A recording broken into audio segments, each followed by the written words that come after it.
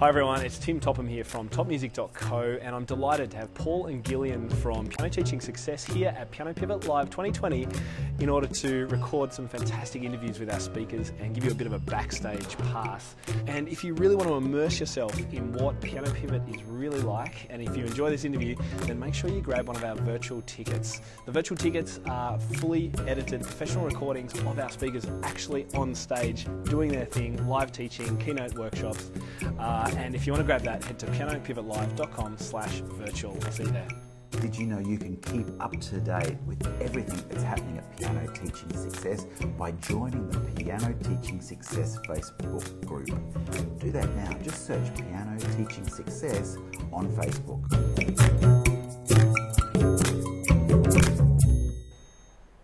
Hi, and welcome back to Piano Pivot Live from Melbourne. And boy, we've had a fantastic time at Piano Pivot Live, haven't we? It's been brilliant. I must admit, it's the end of the 2 days and I'm a little bit brain dead. Oh, there's just been so much to take on board, and I think one of the sessions that we've just been so busy running around and talking to so many people and getting new ideas and everything. One of the sessions, I think you were second up, the second session of the day yesterday. Yes. And just inspired so many teachers. I'm astounded how many people have come up to me and said, oh, can you show me how to do this? And so it's been so lovely. Yeah. And just really people wanting to understand about things like whole body learning and using movement and singing. And it's so fundamental to music education. And often it's never done in a piano lesson. Whoever sings or moves in a piano lesson. No, so exactly. some really great opportunities for people to experience that. And it was a bit of fun when we had them running around the piano stools. Playing scales. I know. Can you believe? I know, playing scales, running around the piano stool. And everyone's playing in the air as well. Yeah, no, they were such a great group like that. But I think one of the benefits, it's been a bit of a theme through it about creating musicians, not just piano players, you know, looking at exploring improvising and looking at how do we, in all sorts of ways, through chords and playing some modes or what have you, or just even little things to a more creative approach that Lindell Yes, uses, which has been playing fantastic. a story, yes. And then you've come with the creating a musician and giving them those fundamental skills like chords, being able to play chords and embodying the learning through movement. And that thread also went, Nicola Canton also mentioned about embodying learning and how important that is. Yes. So what have you seen? I mean, we saw that everyone there got snippets to see some of your beautiful kids and how this has grown and how they have grown as musicians. So. Well, I think a lot of people are really interested in group teaching techniques, so teaching children in groups.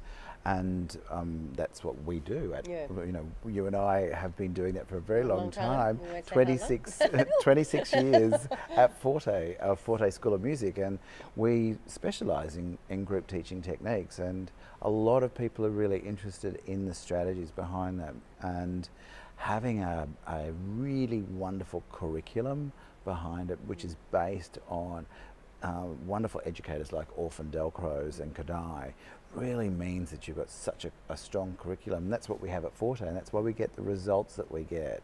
And I was very lucky to be able to share a couple of performances of some of my students to the audience and the teachers. And a lot of people are like, how do you get them to do that? Yeah, and I guess it's not surprising because we grew up with one-on-one private lessons, and so when we all start out teaching, and even when we teach anything, we go back to how did I learn that? What makes sense to me? And the only thing we have got to rely on is our music education, which was one-on-one. So what we do is just so different to that. Exactly. And yes. I think I know when I first started thinking about group teaching, I thought, how could it be as good as a private lesson? Like, how could you've got total focus on that child for the whole lesson. So how could you possibly have it, you know, deliver a high quality lesson, you know? And then now, when we've been doing this for such a long time, it's second nature.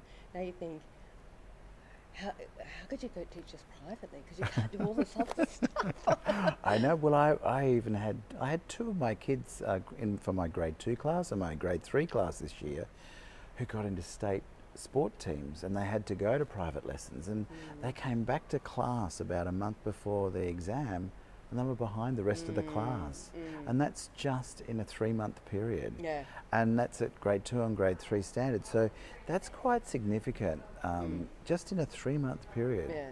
And so I find that the class environment for children, because they make music friends. Yes. And we're social beings, and children love being with their friends. It's positive peer pressure. The absolutely. excitement, those kids just bounded those lessons a bit. And that positivity and the positive peer pressure. Yes. And that performance aspect of it. That means that you've had a number of kids that have had to go out, and then they want, like, can I come back? Yeah.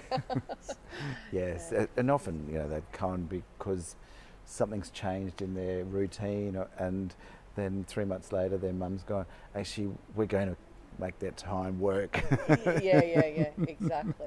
And I think it's really, we've known intrinsically that this has worked for such a long time. So it's so nice to talk hear Dr. Anita Collins. Exactly. And the actual proof that to get the full cognitive development of learning music, it has to include, what was about 11 hours. Well, I've actually got all 11 of them. It's singing, which traditionally piano teachers don't do. Yes, and we did some singing this morning. We've got a snippet of that in a minute. Singing movement. Yes. Got to learn. The children have got to learn for 2 to 3 years. They've got to read notation. They need to have a weekly lesson before the age of 7. That's one of the important ones, and that's where we start children on piano from the age of 4. That's right. 3.5 to 4. And a lot of times, I think traditional piano teachers haven't started them before the age of 7 because they're using a reading approach. Absolutely. And they just can't. Exactly. Yes. The mechanism they're using. And they've got to be taught by an expert, which is not your dad and YouTube, Yeah. but also, even if you've done a Bachelor of Music, often that just makes you an expert in playing the piano. In some countries, particularly Australia.